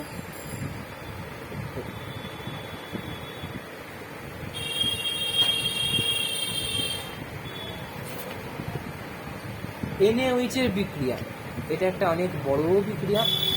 সমস্ত অ্যাসিডের সাথে, carbonic acid, nitric acid, phosphoric acid, এটাকে আমাকে চেক করে বলতে হবে এটা কি অ্যাসিড, কোন ইক অ্যাসিড। আচ্ছা, আমি এখানেই করে দিচ্ছি, +3 -4, তাহলে এখানে +1 আছে। ফসফরাসের ওপর +1 মানে হাইপো ফসফরাস অ্যাসিড, হাইপোয়াস অ্যাসিড, কেন কি +1 তো +5 +3 এর থেকেও ছোট। +5-এ বলি ইক অ্যাসিড, +3-তে বলবো +5-এ বলি ইক অ্যাসিড, +3-তে বলবো ওয়াস অ্যাসিড, তাহলে +1-এ বলবো হাইপো ওয়াস অ্যাসিড, তাহলে হাইপো ফসফরাস অ্যাসিড এটা। তারপর এটাও হচ্ছে একটা অ্যাসিড। আচ্ছা, এই অ্যাসিডটার নাম তো আমরা একটু আগেই করেছি, H2SO3, থায়োসালফিউরিক অ্যাসিড। একটা অক্সিজেন H2SO4 এর একটা অক্সিজেনকে আমি সালফার করে দিচ্ছি, তাহলে এটা থায়োসালফিউরিক অ্যাসিড। এই সমস্ত অ্যাসিডের উপরে, এত কটা অ্যাসিডের উপরে NaOH মানে বেস দিয়ে আমি দেখছি সল্ট তৈরি হচ্ছে। কোনোটায় পুরো সল্ট তৈরি হচ্ছে, কোনোটায় NaHPO2 তৈরি হচ্ছে, মানে বাই সল্ট তৈরি হচ্ছে। কোনটায় বাই সল্ট তৈরি হচ্ছে আর কোনটায় ফুল সল্ট তৈরি হচ্ছে, সব কটা ইক অ্যাসিডে, carbonic acid, nitric acid, phosphoric acid, thiosulphuric acid, এখানেও ইক আছে। সবকটা ইক অ্যাসিডে পুরোপুরি, মানে সবকটা ইক অ্যাসিড বলতে কি এখানে ম্যাক্সিমাম অক্সিডেশন স্টেট আছে। এই সালফারের কাছে, ফসফরাসের কাছে, কার্বন, নাইট্রোজেনের কাছে ম্যাক্সিমাম অক্সিডেশন স্টেট আছে। সবকটা ইক অ্যাসিড পুরো ফুল সল্ট দিচ্ছে, মানে ডাবল সল্ট দিচ্ছে না, মানে কোনো এইচ নেই এর ভেতরে, তাই না? কিন্তু যার মানে একটু অবস্থা খারাপ আর কি, যে +1-এ আছে, তার সাথে যখন NaOH অ্যাক্ট করছে, আচ্ছা যে +1-এ আছে, আমাকে একটা কথা বল, সে কি খুব ভালো অ্যাসিড হলো না তো? সে তো খুব একটা ভালো অ্যাসিড হলো না। একটা মোটামুটি অ্যাসিড যদি একটা স্ট্রং বেসের সাথে রিঅ্যাক্ট করে, তাহলে একটা মোটামুটি সল্টই হয়, খুব ভালো সল্ট তো হয় না। তো যে সল্টটা হয় সেটাকে বলা হচ্ছে বাই সল্ট, একটা হাইড্রোজেন থেকে যাচ্ছে। এবারে আমি কি করলাম, অ্যানহাইড্রাইডগুলোতে এবার আমি আস্তে আস্তে N2O5, এটা একটা অ্যানহাইড্রাইড, এগুলোকে এবার আমি হাইড্রোলাইজ করলাম, নাইট্রিক অ্যাসিড তৈরি হলো। সেই নাইট্রিক অ্যাসিডের ওপর NaOH দিলাম, আবার আগের মতো ফুল সল্ট তৈরি হলো। CO2 কার অ্যানহাইড্রাইড ছিল? কার্বনিক অ্যাসিডের অ্যানহাইড্রাইড ছিল না CO2। H2CO3 অ্যানহাইড্রাইড ছিল CO2, তাকে হাইড্রোলাইজ করলাম, H2CO3 চলে এলো, তাকে NaOH দিলাম, ফুল সল্ট চলে এলো, কেন কি H2CO3 ইক অ্যাসিড। সেরকমভাবেই সব কটাকে হাইড্রোলাইজ করে তার ইক অ্যাসিড এনে, মানে অ্যানহাইড্রাইডকে হাইড্রোলাইজ করছি, ভালো করে বুঝবো, অ্যানহাইড্রাইডকে হাইড্রোলাইজ করছি, কি পাচ্ছি? অ্যানহাইড্রাইডকে হাইড্রোলাইজ করলে আমি পাচ্ছি হলো ইক অ্যাসিড, বা যেই অ্যাসিডের অ্যানহাইড্রাইড আমি ছিলাম সেই অ্যাসিডটাকে ফিরে পাচ্ছি। আমাকে একটা কথা বল, N2O5-এ N এর অক্সিডেশন স্টেট কত? 2x - 10 = 0, মানে 2x = 10, মানে x = 5, তার মানে N এর অক্সিডেশন স্টেট +5। N এর গ্রুপে +5ই ম্যাক্সিমাম অক্সিডেশন স্টেট, তার মানে N সব থেকে হাইয়েস্ট অক্সিডেশন স্টেটের আছে নিজের গ্রুপে, তার মানে N2O5 নিশ্চয়ই নাইট্রিক অ্যাসিডের অ্যানহাইড্রাইড। যদি আমি দেখতাম যে আচ্ছা আমি বলছি, N2O, এখানে নাইট্রোজেনের অবস্থা কি +1, এখানে নাইট্রোজেনের অক্সিডেশন কি +1, কেন? 2x - 2 = 0, x = 1, তার মানে নাইট্রোজেনের অবস্থা +1। তা +1 নাইট্রোজেনকে হাইড্রোলাইজ করলে আমি তো ইক অ্যাসিড পাবো না। +1 নাইট্রোজেনকে হাইড্রোলাইজ করলে তার মানে সে যার অ্যানহাইড্রাইড ছিল সেই অ্যাসিডটাই পাবো, সে যার অ্যানহাইড্রাইড ছিল আমি সেই অ্যাসিডটাই ফিরে পাবো। এ কার অ্যানহাইড্রাইড ছিল? এ এমন কারোর অ্যানহাইড্রাইড ছিল যার +1 ছিল। আচ্ছা আমি একটা নাইট্রোজেন দিই, আমি হাইড্রোজেন দিই, এবার আমি অক্সিজেন দিই। এর অবস্থা কি? x - 2 + 1 = 0, মানে x = 1। HNO মানে এর ডাইমারে থাকে, মানে HNO হোল টুয়াইস। তার মানে N2O কে হাইড্রোলাইজ করলে আমি কিন্তু নাইট্রিক অ্যাসিড পাবো না। কেন পাবো না? কেন কি N2O তো কখনোই নাইট্রিক অ্যাসিডের অ্যানহাইড্রেটই ছিল না। তাহলে N2O কে হাইড্রোলাইজ করলে নাইট্রিক অ্যাসিড পাবো কি করে? যার অ্যানহাইড্রেট ছিল সেই অ্যাসিডটাই তো ফিরে পাবো হাইড্রোলাইজ করার পরে। তো N2O HNO তার ডাইমারের অ্যানহাইড্রাইট ছিল। কেন HNO ডাইমারের অ্যানহাইড্রাইট ছিল? কেন কি HNO সিঙ্গলি থাকে না, HNO ডাইমারেই থাকে। তাহলে HNOর অ্যানহাইড্রাইট ছিল N2O, N2O কে আবার হাইড্রোলাইজ করলে HNO ফিরে পাবো। সেম ভাবে আমি যদি P2O5 কেই আবার আমরা P4O10ও বলি কিন্তু, হ্যাঁ। তাহলে P2O5 বা P4O10 যাই আমরা বলে থাকি, তাকে যদি আমি হাইড্রোলাইজ করি তাহলে সবার আগে P এর আমাকে অক্সিডেশন স্টেট বার করতে হয়। দেখি এখানে হলো 2x - 10 = 10, মানে =0। 2x - 10 = 0, x = +5। তাহলে ফসফরাসের আছে হচ্ছে +5, ফসফরাসের গ্রুপে +5ই সবচেয়ে বেশি। তার মানে এটা একটা ইক অ্যাসিড দেবে, হাইড্রোলাইজ করলে এটা ইক অ্যাসিড দেবে, ফসফরিক অ্যাসিড দেবে। ফসফরিক অ্যাসিডের ফর্মুলা কি? H3PO4। হয়ে গেল। এরকম করে করেছি। আর আগের পেজে আমরা কাদেরকে হাইড্রোলাইজ করছিলাম? আগের পেজে আমরা কাদেরকে হাইড্রোলাইজ করছিলাম? আগের পেজে আমরা হাইড্রোলাইজ করছিলাম হলো কোনো ফ্লুরাইডকে, কোনো কার্বাইডকে, কোনো নাইট্রাইডকে। এখানে কি করছিলাম? সবকটা ক্লোরাইডকে হাইড্রোলাইজ করছিলাম, NCl3, PCl3, AsCl3। সেখানে OH আসছিল। তারপর আমরা কি করলাম? আমরা নাইট্রাইডকে হাইড্রোলাইজ করা শুরু করলাম। কই গেল? হারিয়ে গেছে। হ্যাঁ, এই তো পেয়েছি খুঁজে। তারপর আমরা দেখো লিথিয়াম নাইট্রাইড, ম্যাগনেসিয়াম নাইট্রাইডকে হাইড্রোলাইজ করলাম, সেখানেও OH এলো, NH3 গেল। আমরা কার্বাইডকে করেছি, নাইট্রাইডকে করেছি, ক্লোরাইডকে করেছি, ফ্লুরাইডকে করেছি হাইড্রোলাইজ। এবার আমরা আমাদের অ্যানহাইড্রাইডগুলোকে হাইড্রোলাইজ করে দেখছি যে যেই অ্যাসিডের অ্যানহাইড্রাইড ওটা ছিল সেই অ্যাসিডগুলো ফিরে আসছে। সিম্পল। যারা +1 অ্যাসিডের অ্যানহাইড্রাইড ছিল তারা +1 অ্যাসিডই ফেরত দিচ্ছে হাইড্রোলাইজেশনের পর। যারা +5 অ্যাসিড বা +3 অ্যাসিডের অ্যানহাইড্রাইড ছিল তারা +5 +3 দিচ্ছে। যারা +4 ছিল তারা +4 দেবে। অ্যামফোটেরিক অক্সাইড, এই নামগুলো দেখে রাখতে হবে। BeO, ZnO, PbO, PbO2, SnO, SnO2, আর অবশ্যই Al2O3। তো অ্যামফোটেরিক অক্সাইডের মানে একটা খুব পরিচিত নাম। এইগুলোকে বলা হয় অ্যামফোটেরিক অক্সাইড। এদেরকে হাইড্রোলাইজ করলে কি পাওয়া যায়?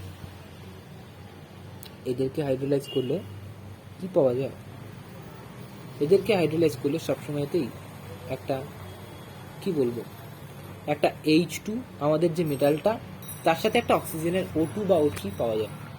অ্যামফোটেরিকের সাথে হাইড্রোলাইজ করলে কেন এরকম হয়?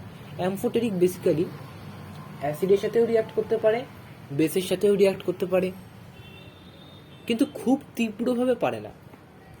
তাই মোটামুটি। আচ্ছা আমাকে একটা কথা বল, বেরিলিয়ামের সব থেকে ম্যাক্সিমাম অক্সিডেশন স্টেট কত? +2। BeO2H2, তার মানে x - 4 + 2, তার মানে x - 2 = 0, x = 2। বেরিলিয়ামের তো +2ই রয়েছে, এমন তো নয় যে বেরিলিয়ামের +2 নেই। আচ্ছা এখানে BeO তে বেরিলিয়ামের +2ই ছিল।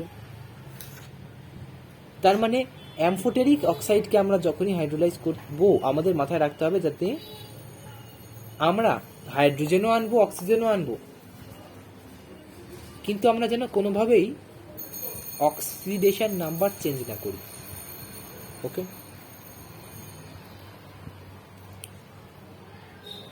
টেবিল ফর অক্সিডাইজিং প্রপার্টিটা মুখস্থ করার জিনিস, আমি একটা করালাম না। এখান থেকে একটা জিনিস দেখার মতো, CaOCl2 একে বলা হয় ব্লিচিং পাউডার, আর KMnO4কে যদি আমি অ্যাসিডিক মিডিয়ামে রাখি তাহলে Mn2+ বেরোয়। যদি KMnO4কে নিউট্রাল মিডিয়ামে রাখি তাহলে MnO2 বেরোয়। যদি KMnO4কে বেসিক মিডিয়ামে রাখি তাহলে MnO4 2- বেরোয়। এই জিনিসটা একটু আমার পরে কাজে আসবে। ওকে, এই চারটা। ওকে, হ্যাঁ দেখ, ধর Mn2+ রয়েছে কোথাও একটা, Mn2+ তো খোলাখুলি থাকে না। ধর KMnO4 রয়েছে, KMnO4 রয়েছে হলো অ্যাসিডিক মিডিয়ামে। কেন কি অ্যাসিডিক মিডিয়ামে KMnO4 Mn2+ দেয় আমরা জানি। তাহলে KMnO4 রয়েছে অ্যাসিডিক মিডিয়ামে, আর Pb4+ বা Bi5+ এরকম কিছু একটা রয়েছে। তাহলে কি হবে? আচ্ছা, Pb4+ আর Bi5+ এর প্রপার্টি কি? প্রথমত লেড, বিসমাথ এরা 4+5+ থাকতে চায় না। কেন চায় না? কেন কি ইনার্ট পেয়ার এফেক্ট এদেরকে বাধ্য করে, এদেরকে বলে যে তুমি 4+ বা 5+ থেকো না, তুমি চেষ্টা করো 2+ হওয়ার, তুমি চেষ্টা করো 3+ হওয়ার। ইনার্ট পেয়ার এফেক্টের জন্য এরা লোয়ার অক্সিডেশন স্টেট অবটেন করার খুব চেষ্টা করে। এদের হায়ার অক্সিডেশন স্টেট একেবারেই স্টেবল না। আচ্ছা, যদি Pb4+ চায় যে আমাকে Pb2+ করে দাও, তাহলে Pb4+ এর অক্সিডেশন স্টেট কমছে না বাড়ছে? কমছে। যদি আমার অক্সিডেশন স্টেট আমি কমাতে চাই তাহলে আমি কি, তাহলে আমি চাই আমার রিডাকশন হোক। যদি আমি চাই আমার অক্সিডেশন স্টেট বা অক্সিডেশন নাম্বার কমুক, তাহলে আমি চাইবো আমার রিডাকশন হয়ে যাক ভগবান। তাহলে Pb4+ Bi5+ বলছে আমার যেন রিডাকশন হয়ে যায়। আমি যদি চাই আমার রিডাকশন হোক, তাহলে আমাকে অপরের কি করতে হবে? অক্সিডেশন। তার মানে আমি কি এজেন্ট? Oxidising agent. তাহলে Pb4+ Bi5+ যদি কোথাও থাকে, সেগুলো oxidising agent, strong oxidising agent. কেন কি ইনার্ট পেয়ার এফেক্ট ওদেরকে কিছুতেই Bi5+ Pb4+ থাকতে দেয় না। তাহলে এরা এই Mn2+টার সাথে করবে কি? Mn2+কে আমরা একটু আগেই দেখলাম, এই KMnO4 এর যে Mn বিষয়টা, এটা Mn2+ এ থাকতে পারে, MnO2 থাকতে পারে, MnO4 2- থাকতে পারে। সব থেকে হাইয়েস্ট অক্সিডেশন স্টেট MnO4 2- দেখেই বোঝা যাচ্ছে এত কটা অক্সিজেন রয়েছে। তারপরে MnO2, তারপর Mn2+। তো কি চেষ্টা হবে বলতো? সবসময় চেষ্টা হবে যাতে এই MnO2কে, এই অক্সিডাইজিং এজেন্ট, আচ্ছা এগুলো কিরকম অক্সিডাইজিং এজেন্ট? এগুলো কি মাইল্ড অক্সিডাইজিং এজেন্ট? না, এরা স্ট্রং।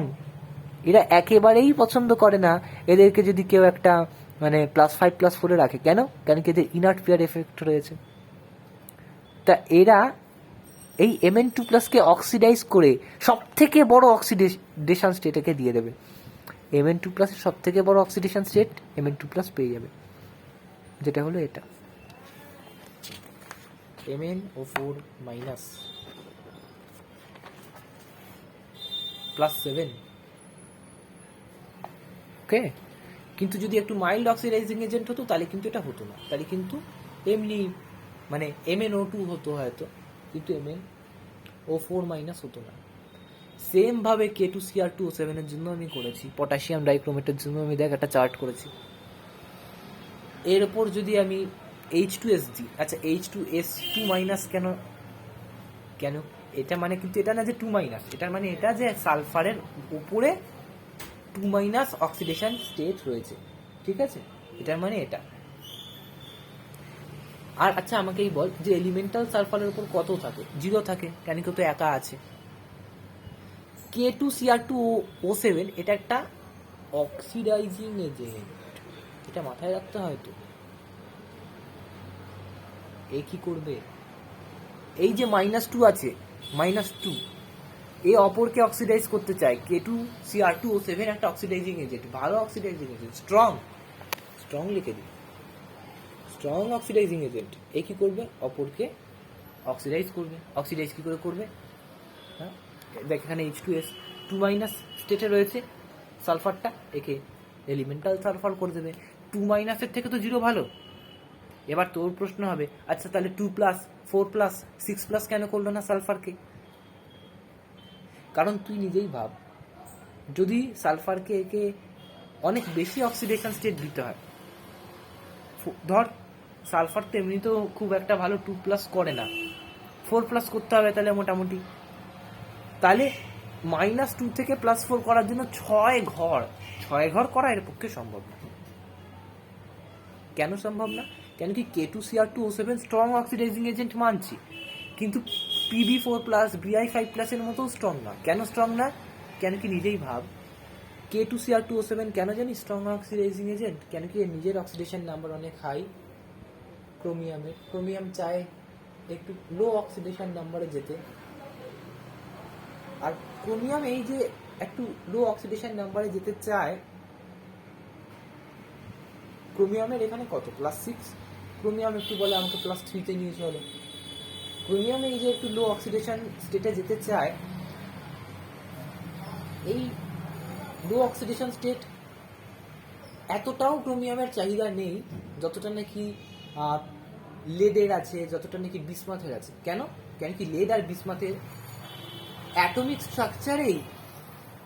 স্ট্রাকচারেই +5+4 পসিবল নয়। ক্রোমিয়াম এমন তো নয় যে ক্রোমিয়াম ইনার্ট পেয়ার এফেক্ট সহ্য করে, ক্রোমিয়ামের তো কোনো ইনার্ট পেয়ার এফেক্ট নেই। ক্রোমিয়াম +6 থেকে বলছে আরে অনেক হয়েছে, আমি একটু +3 যেতে চাই।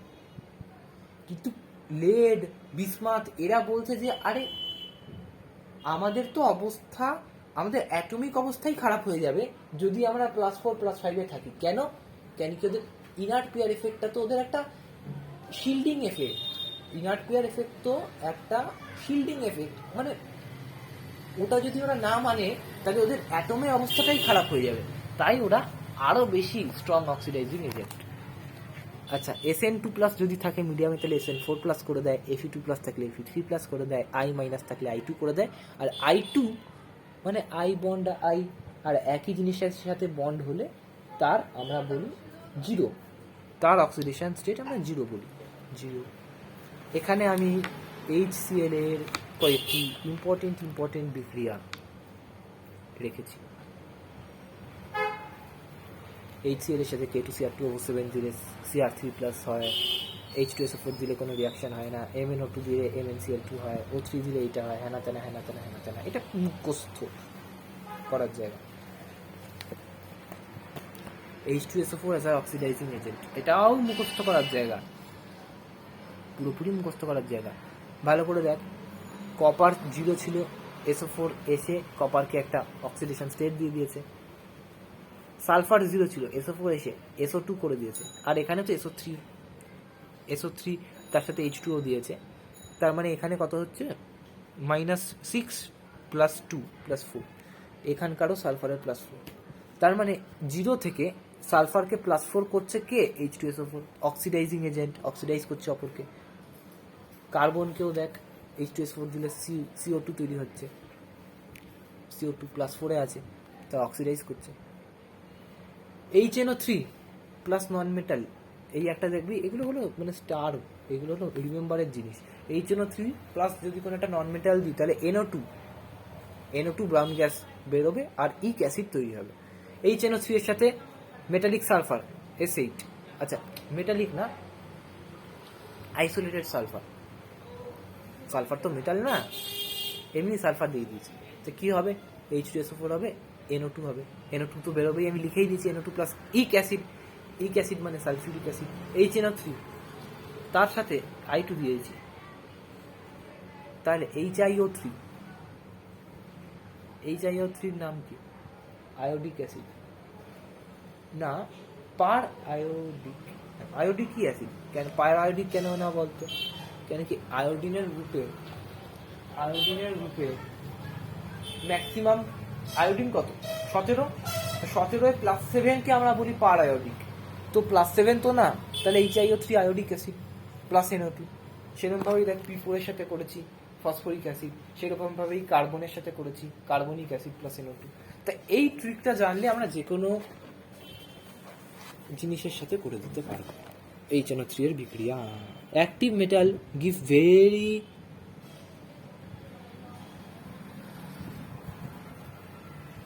Electron, low active give electron but less. বলছে অ্যাক্টিভ মেটালরা খুব অনেক অনেক করে ইলেকট্রন দেয়, কিন্তু লো অ্যাক্টিভ মেটালরা ইলেকট্রন দেয় কিন্তু কম দেয়। আচ্ছা, লিথিয়াম, ক্যালিয়াম আর কি, বেরিয়াম, স্ট্রনশিয়াম, জিঙ্ক, এসএন, এই যে জিনিসগুলো, এদের ওপর যদি আমি কনসেন্ট্রেটেড HNO3 দিই, এই জায়গাটা কিন্তু খুব ইম্পর্টেন্ট।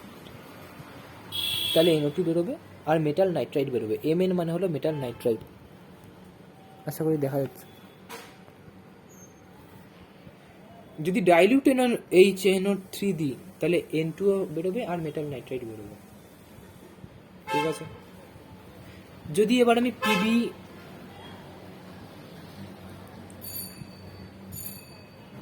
পিবি হলো, কপার হলো, HG হলো, AG হলো, প্ল্যাটিনাম হলো, অ্যালুমিনিয়াম, সরি AU মানে গোল্ড হলো, এদের ওপর যদি আমি কনসেন্ট্রেটেড দিই তাহলে NO2 বেরোবে আর মেটাল নাইট্রাইড বেরোবে। যদি ডাইলিউট দিই তাহলে NO বেরোবে আর মেটাল নাইট্রাইড বেরোবে। জিনিসটা আশা করি মাথায় থাকবে।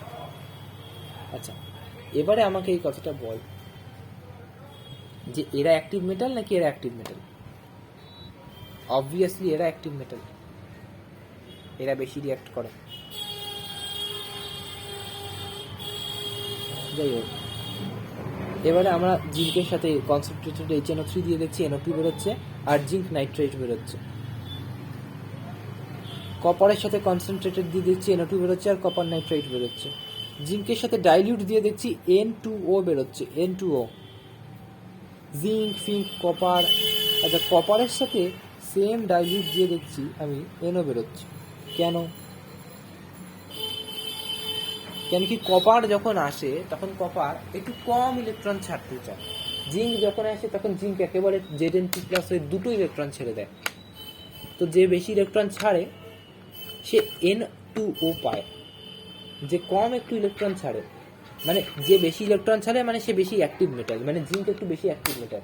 যে বেশি অ্যাক্টিভ মেটাল, আমি একটু আগেই তোকে বলেছি এরা হলো সব অ্যাক্টিভ মেটাল। যারা একটু বেশি অ্যাক্টিভ মেটাল তারা ডাইলিউট HNO3 এর সাথে রিঅ্যাক্ট করে N2O দেয়। আর যারা একটু কম অ্যাক্টিভ, যারা একটু কম দেয় আর কি ইলেকট্রন, তারা ডাইলিউটের সাথে দিয়ে NO দেয়। ওকে, এখানেও কিছু রিঅ্যাকশন ফিঅ্যাকশন রয়েছে, এগুলো করে নিস। এখানে দেখবি স্টার দেওয়া বেশ কিছু রিঅ্যাকশন রয়েছে, ওই স্টার দেওয়া রিঅ্যাকশনগুলো তো মানে তুই ধরে নে মাস্ট। আচ্ছা, এবার হিটিং এফেক্ট।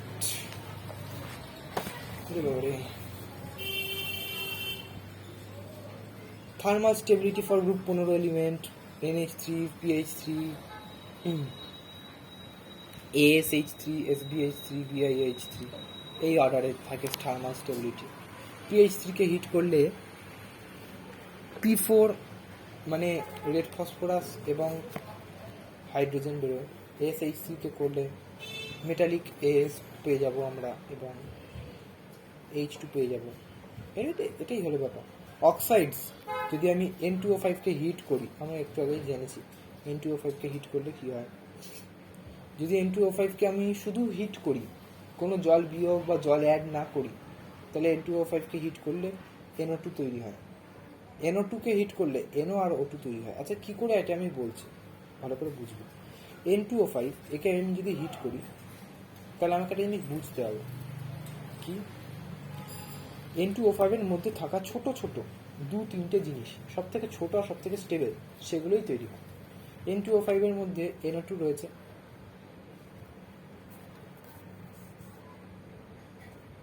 2NO2, দুটো N হয়ে গেল, দুটো O হয়ে গেল, O5 হাফ O2 হয়ে গেল N2O5। তাহলে NO2 আর O2 দেয়। কেন NO2 দেয়? প্রথম কথা আমাকে এটা বুঝতে হবে, হিট করার পর কেন NO2 দিচ্ছে। সবার আগে এটা বলি যে N2O5 কত +5-এ, NO2 কত +4-এ। হিট করার পর একটুই অক্সিডেশন নাম্বারের ড্রপ হয়েছে, অনেক না, ড্রাস্টিক না। এমন না যে N2O5 কে হিট করার পর NO তৈরি হয়ে গেছে, সেটা না। NO2 তৈরি হয়েছে, বা N2O তৈরি হয়নি, NO2 তৈরি হয়েছে। কেন হয়েছে? কেন কি দেখ, হিটের মাধ্যমে তো আমি খুব কোনো বড় অক্সিডাইজিং বা রিডিউসিং এজেন্ট দিতে পারি না। না, হিট করা মানে কি, সাধারণ হিট করা। এখানে তো কোনো কেমিক্যাল রিয়াকশান হচ্ছে না বিশেষ, যে একটা অক্সিডাইজিং এজেন্ট দিচ্ছি, একে অক্সিডাইজ করে দাও, একটা রিডিউসিং এজেন্ট দিচ্ছি, একে ভালো করে রিডিউস করে NO করে দাও বা N2O করে দাও, এমন তো না। কোনো তো অক্সিডাইজিং রিডিউসিং এজেন্ট যাচ্ছে না, তাহলে একটু কমছে, কিন্তু একটু কমই কমছে, আর O2 তৈরি হচ্ছে। NO2 এর কত? +4। NO এর কত? +2। +4 থেকে হিট দিয়ে একটু কমছে, +2 হচ্ছে, কিন্তু N2O হচ্ছে না। N2O কি? N2O এর তো কিন্তু +1, মানে NO2 কে হিট করে N2O তৈরি হতে পারতো। ওখানেও নাইট্রোজেন আছে, ওখানেও অক্সিজেন আছে, ওটা হচ্ছে না। কেন? কেন কি ওটা তো একেবারে ডাইরেক্ট +1-এ চলে যাচ্ছে। এত ড্রাস্টিক চেঞ্জ হয় না। আচ্ছা,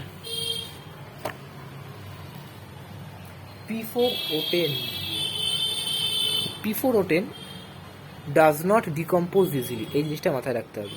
Bi2O5 এ তো +5, Bi+5 তো খুবই আনস্টেবল। একে একটু হিট করলেই এ তো মানে Bi2O3 দিয়ে আবার O2কে ছেড়ে একেবারে মানে একাকার করে দেবে। আর আরেকটা জিনিসও, Bi3+ কিন্তু আবার ততটাই স্টেবল যতটা নাকি Bi5+ আনস্টেবল। তাহলে Bi3+ করতে চাইবে, তার মানে BiO3 হবে, Bi2O3 হবে, এমন অন্য কিছু হবে না। BiO2 হবে না, অন্য কোনো কিছু হবে না। +3 অনেক স্টেবল, বা +1-এও কখনো যাবে না। Bi2O আমি বলতেই পারি, যেখানে +5 আছে, হিট করার পর +1-এ চলে গেল, +1 মানে Bi2O, সেটা হবে না। কেন? কেন কি হিট করার পর কোনো বিশেষ ড্রাস্টিক চেঞ্জ হয় না, একটু অক্সিডেশন নাম্বারে ড্রপ হয়, এবং +3 Bi এর জন্য অনেক স্টেবল। HNO3 কে হিট করে দেখলাম, HNO2 হচ্ছে। H3PO4 কে হিট করে দেখছি, H3PO4 কে হিট করে দেখছি, এইটা হচ্ছে পাইরোফসফরিক অ্যাসিড। তাকে আরো হিট করে দেখছি, HPO3 এর NMR হচ্ছে। NMR মানে ডাইমার জানি না, ট্রাইমার জানি না, টেট্রামার জানি না, একটা N সংখ্যক মার হচ্ছে। ওকে, NH4+2CO3। এবার একটু বোঝার ব্যাপার, এরকম বড় বড় কম্পাউন্ড দেখলে আমাকে সবার আগে ছোট ছোট কম্পাউন্ডে, স্টেবল কম্পাউন্ডে ভাঙতে হবে। CO3 দেখলেই সবার আগে আমি চেষ্টা করবো কার্বন ডাই অক্সাইডে ভাঙতে। তা কার্বন ডাই অক্সাইড দেখে আমি লিখে দিয়েছি, এটা দেখার পরেই কার্বন ডাই অক্সাইড লিখে দেওয়ার পরে আমার কাছে একটা অক্সিজেন থাকে।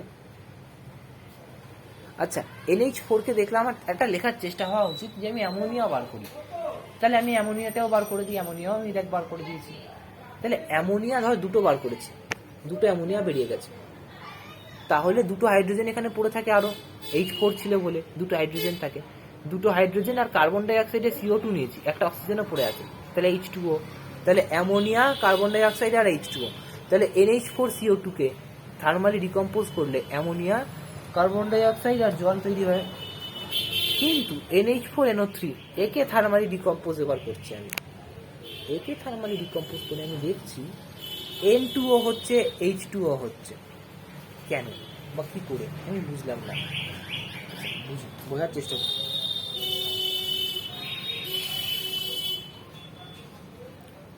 NH4, আচ্ছা কার্বনের মাথায় কত ছিল? কার্বনের মাথায় +4 ছিল, বুঝলাম না। কার্বনের সাথে -6 আছে, +2 আছে, তাহলে কার্বনের মাথায় +4 আছে। এখান থেকে কার্বনের মাথায় কত এসছে? +4ই এসছে। এখানে নাইট্রোজেনের মাথায় কত আছে? এই নাইট্রোজেনটা আর এই নাইট্রোজেনটাকে আমি একসাথেই মিলিয়ে ধরি, 2x +4 -6, 2x -2, বুঝলাম না তো।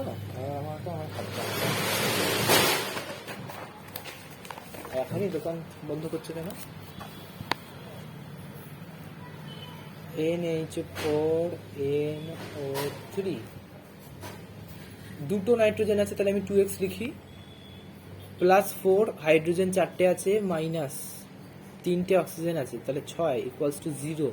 তাহলে 2x equals to 2, x equals to +1।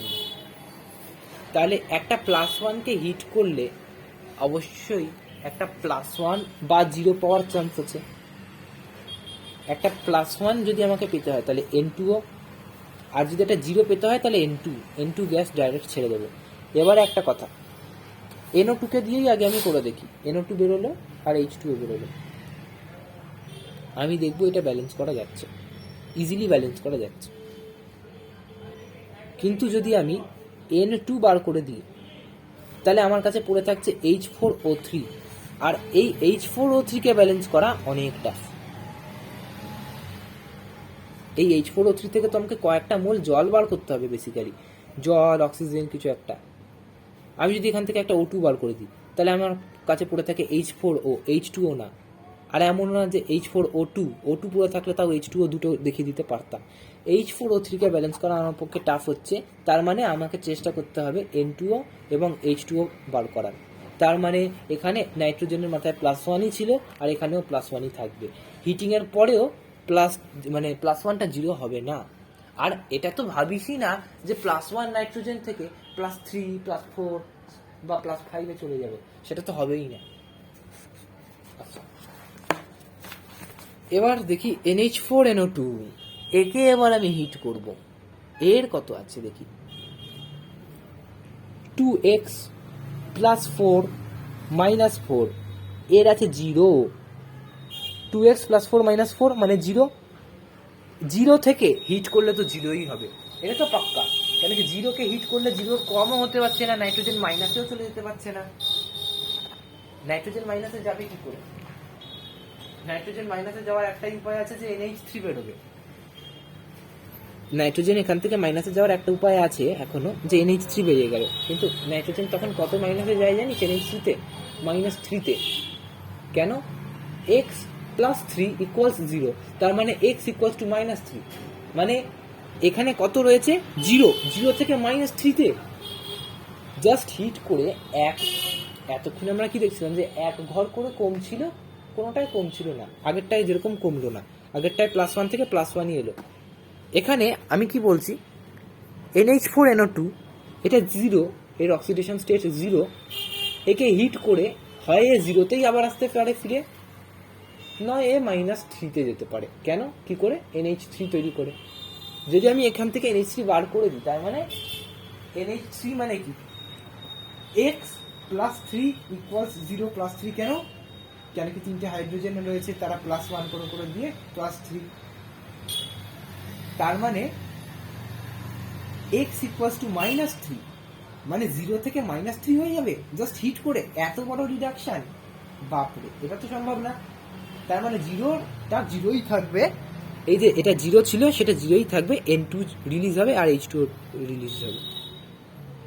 এরকম করেই নাইট্রেট, ফাইট্রেট, এই সমস্ত কিছু আমি হিটিং এফেক্ট করে রেখেছি। আর হিটিং এফেক্ট অবধি আজকে লাস্ট।